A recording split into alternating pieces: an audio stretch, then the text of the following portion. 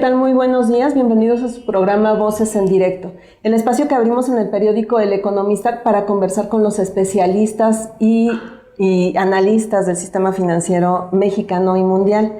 En esta ocasión estamos transmitiendo desde las oficinas de Invex Banco y vamos a tener la oportunidad de conversar con el director de Estrategia y Gestión de Portafolio de Invex Banco, Rodolfo Campuzano. Mi nombre es Yolanda Morales y si me permiten empezamos.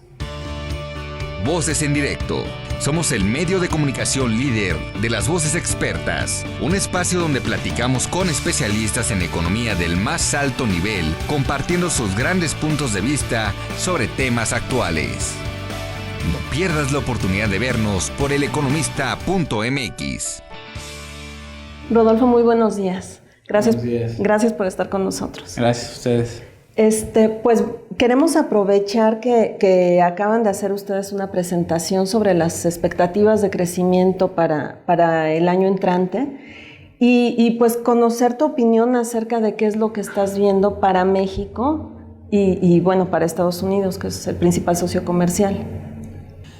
Bueno, nosotros vemos un año de crecimiento positivo en el 2017. Eso me gusta recalcarlo, ¿no?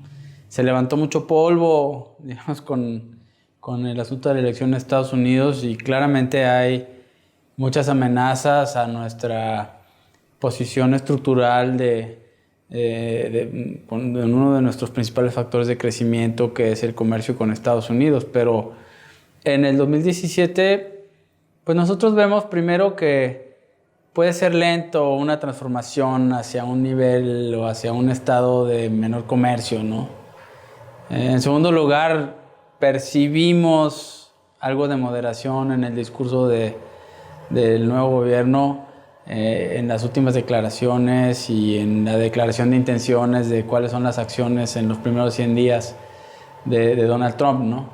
En segundo lugar, pues México ya tenía muy mermado el crecimiento del sector industrial exportador. Y ahí no tenemos una expectativa distinta. Creemos que va a tener un crecimiento negativo de menos 0.6% en todo el 2017, la tasa anual. Pero creemos que el sector comercial de servicios pues va a tener una merma en su crecimiento, pero va a seguir siendo positivo y le va a dar capacidad de sostenerse a la economía creciendo a tasas positivas. Nosotros estimamos un crecimiento de 1.7%. Lo redujimos desde un estimado que teníamos original de 2.4%. Creemos que el sector servicios y comercial pues va a disminuir su crecimiento de tasas que ha oscilado en los últimos meses alrededor de 3.5% anual a tal vez tasas entre 1.5% y 2%. Entonces, bueno, pensando en que los procesos de cambio no son bruscos, ¿no? En un gobierno entrante pues con la necesidad de precisar en dónde va a tomar decisiones y en dónde va a haber acciones rápidas, ¿no? Y por otro lado, pues hay una expectativa de mejor crecimiento en Estados Unidos que de todas maneras en algún espacio nos va a terminar beneficiando al principio, ¿no? Después es más difícil saberlo. Uh-huh. Nada más una precisión. ¿Este crecimiento que estás estimando de 1.7% es para este año o para el próximo? Para el próximo. Para el próximo. Nosotros estimamos cerrar este año creciendo una tasa de 2%. Ajá. Que es más o menos la tasa que ya teníamos registrada hasta el tercer trimestre. Y pensamos que la merma en el cuarto trimestre pues no va a ser tan relevante como para perder un poco ese crecimiento. También hay que recordar que es un crecimiento bastante menor que el que se esperaba originalmente y bastante menor que el 2015. Pero bueno, creo que las circunstancias, en especial en el segundo semestre y en especial en el cierre de año, se volvieron muy adversas. Uh-huh. Precisamente sobre esto quisiera conversar. ¿Qué tanto de esta reducción? Bueno, tú me estás diciendo que el sector industrial ya venía con problemas, pero ¿qué tanto de esta corrección en las expectativas tiene que ver con la confianza de los inversionistas y del consumidor? Pues yo creo que sí hay una parte, ¿no? Yo creo que el consumidor está muy afectado en México porque llevamos 2 años de ajuste, con un gasto público que se ha recortado, con una devaluación acumulada grande, con una posibilidad de amenaza sobre la inflación, una inflación que ha crecido sobre todo en el segundo semestre, una muy mala percepción en general de la situación, y eso por supuesto que afecta la confianza de los consumidores. Yo creo que eso lo vamos a ver reflejado en un menor consumo, o más bien dicho, en un consumo que crezca a una tasa menor, ¿no? Creo que va a seguir creciendo, pero a una tasa menor. Eso lo vamos a ver. Y en la confianza de los inversionistas en general, pues también lo hemos visto en los mercados, ¿no? Hemos visto... hemos aplicado estrategias de inversión defensivas con mucha precaución, preponderando en la cautela en los portafolios, pues porque hay un ambiente incierto que para las inversiones financieras pues es lo peor, ¿no? Uh-huh. ¿Desde cuándo empezaron a ver ustedes que los inversionistas sobre todo estaban como que desplazando sus decisiones? ¿Fue antes de las elecciones? ¿Fue cuando ya era casi inminente la subida en las preferencias de Trump? No, yo creo que hubo un cambio importante después de las elecciones, pero yo creo que todo el año, conforme veíamos comportamientos sorpresivos en las bolsas, incluso en la local, ¿no? Y en las tasas de interés, pues muchos portafolios, muchos inversionistas intentaron ser más cautelosos. Y el otro factor, pues, mientras más se acumulaba una devaluación del peso contra el dólar, pues también mucho más inversionistas empezaron a hacer una fracción de sus portafolios a invertirlas en dólares, ¿no? Yo creo que el cambio, el resultado de las elecciones en Estados Unidos tal vez radicalizó esas posturas.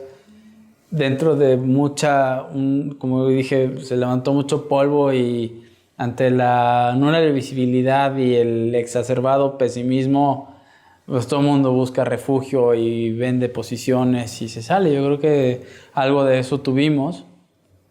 Hay que ser realistas. El escenario es muy incierto, pero los posibles efectos dañinos pues no van a ser ni van a ser todos en un día, ni van a ser súbitos, ¿no? Vamos a ver un proceso de establecimiento de políticas, de negociación de políticas, tal vez cambios en la postura del presidente Trump con respecto a algunas cosas que dijo en campaña, y pues un acomodo que falta mucho por ver, ¿no? Uh-huh. ¿Cómo cuánto tiempo estarían ustedes esperando que tendría que pasar para que ya el presidente de Estados Unidos, el presidente electo, pues eche a andar todos sus programas y que ya tenga impacto mundial y en México? Es algo sumamente difícil de precisar, ¿no? En los mercados no establecemos en las estrategias de inversión plazos definidos, sino que vamos evaluando continuamente las cosas, ¿no?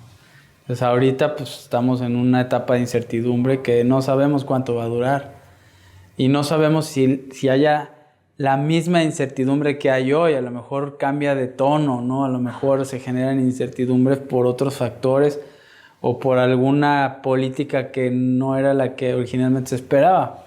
Yo creo que lo que nosotros estamos viendo es un ambiente adverso, y por lo pronto el primer semestre del 2017 va a seguir siendo adverso. Primero por la incertidumbre que hay, y en segundo lugar porque no va a ser fácil que en ese periodo haya cambios súbitos y muy sustanciales, ¿no? Vamos a seguir con la inercia que traen las economías y con expectativas que van a estar muy pendientes de lo que se diga y decida, ¿no? Uh-huh. Muy bien. Rodolfo, me están indicando que tenemos que hacer un corte. Si me permite, pues vamos a dar paso a este espacio y regresamos con esta conversación. Muy bien. ¿Sí?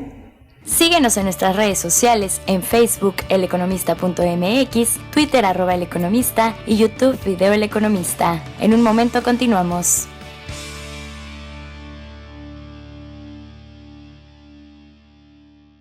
Día.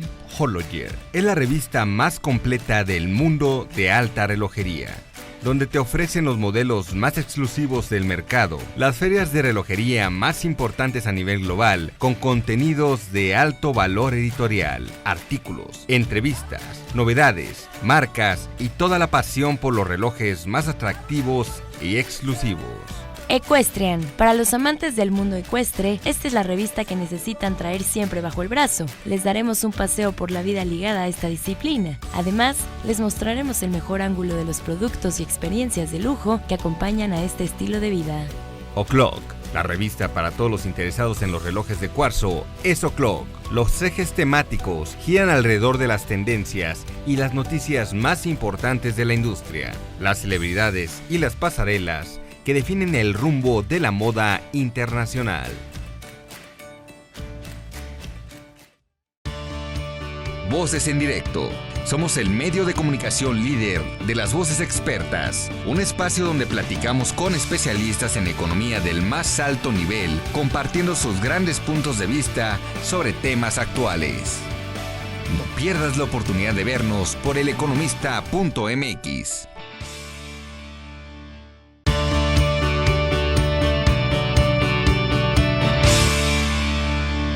Bueno, pues regresamos a esta conversación que estamos sosteniendo con el director de Estrategia y Gestión de Portafolio de Invex, Rodolfo Campuzano.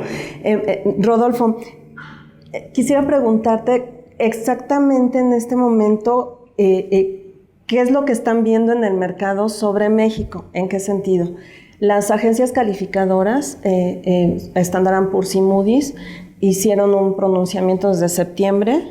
Bueno, Moody's desde marzo, donde decían estamos preocupados porque el crecimiento de la economía es bajo y la deuda pues es alta y ha crecido de manera importante. El gobierno responde y dice sí, pero tenemos reservas y tenemos la línea de crédito y hay consolidación fiscal. ¿Qué es lo que están viendo ustedes? ¿Si es eso un freno para el nerviosismo del mercado o no? ¿Y cómo leen los mensajes de las agencias calificadoras? Bueno, las agencias calificadoras hacen una advertencia, ¿no?, de una posible modificación de la calificación, un poco señalando que factores que les preocupan. Yo creo que el principal es la situación de las finanzas públicas, que en un entorno de bajos crecimientos, de devaluaciones del peso, etcétera, pues se vuelve complicado. Yo creo que lo que están haciendo las autoridades, por lo menos los que han decidido hacer hacer un ajuste relevante en el gasto público, disminuir los requerimientos financieros del sector público, intentar estabilizar el crecimiento de la deuda, pues es lo correcto, ¿no? El problema es que es un proceso, no es algo que tú dices, tomas una decisión y al día siguiente ya está hecho, ¿no? Entonces estamos en medio de ese proceso y pues estamos a la espera de ver resultados, ¿no? Y yo creo que si los resultados son los que se esperan, pues las calificadoras no van a hacer otra cosa, van a mantener su advertencia y eventualmente en un par de años verán que otra opinión hacen, pero lo que estamos es en un proceso de ajuste que ojalá y se dé, ¿no? Que se dé de manera más concreta y más visible. Y creo que las autoridades han dado pasos en ese sentido, en establecer objetivos muy claros y en darnos más herramientas para que sean visibles. Hay que dejar pasar el tiempo para que veamos esos ajustes, ¿no?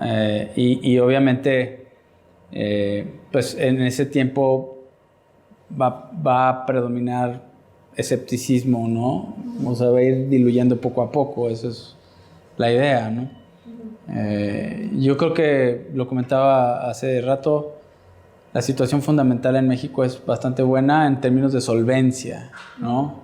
Tenemos un nivel suficiente de reservas, las líneas de crédito con el FMI, tenemos un sistema financiero bastante sano que puede enfrentar en términos de capitalización pues estas sacudidas que hemos visto. Tenemos pues flujos de financiamiento en el sistema financiero también que no sean no hay un cortocircuito visible así explícito, ¿no? O sea, hay preocupación y hay a lo mejor reserva por parte de algunas instituciones para incrementar más el crédito, sí, pero no hay, en esos términos yo creo que hay como cierta fortaleza. Tenemos un problema de flujo que pues se está intentando ajustar, ¿no? Y yo creo que todo el año, el 2007, pues va a permanecer ese proceso de ajuste y vamos a ir observándolo y dependiendo de cómo vaya, pues vamos a ir o modificando o permaneciendo con las mismas expectativas que tenemos hoy. Uh-huh. ¿Qué pasa cuando hay un cambio en la calificación? Ahorita tiene México perspectiva negativa en Moody's y en Standard & Poor's. ¿Qué pasa cuando cambia la calificación? ¿Se encarece el crédito? ¿Es más difícil? Sí, pero bueno, primero estamos muy lejos de eso. La deuda tiene una calificación determinada que hoy en día es de grado de inversión y lo que hicieron las calificadoras es advertir que si la tendencia de endeudamiento continúa y eso obviamente debilita la estructura financiera del gobierno, etcétera, podría disminuir la calificación, ¿no? Yo creo que estamos muy lejos de que eso pase. Obviamente una disminución de calificación pues implica costos financieros mayores, implica menos acceso a flujos de financiamiento, etc. Ahora es importante distinguir el adjetivo de grado de inversión o no. Y en México, insisto, estamos muy lejos de perderlo, ¿no? Yo creo que eso no va a ser el tema en el 2017. El tema va a ser observar que se estén dando los ajustes. Y si se dan los ajustes, pues no hay de qué preocuparse por la calificación, ¿no? Si los ajustes no se dan y el nivel de endeudamiento crece o se agrava la situación de flujo, pues entonces sí va a haber más preocupación. Pero me cuesta trabajo pensar que eso esté cerca, ¿no? Ok. Bueno, sí, de hecho la calificación de México creo que está 2 escalones arriba de grado de inversión.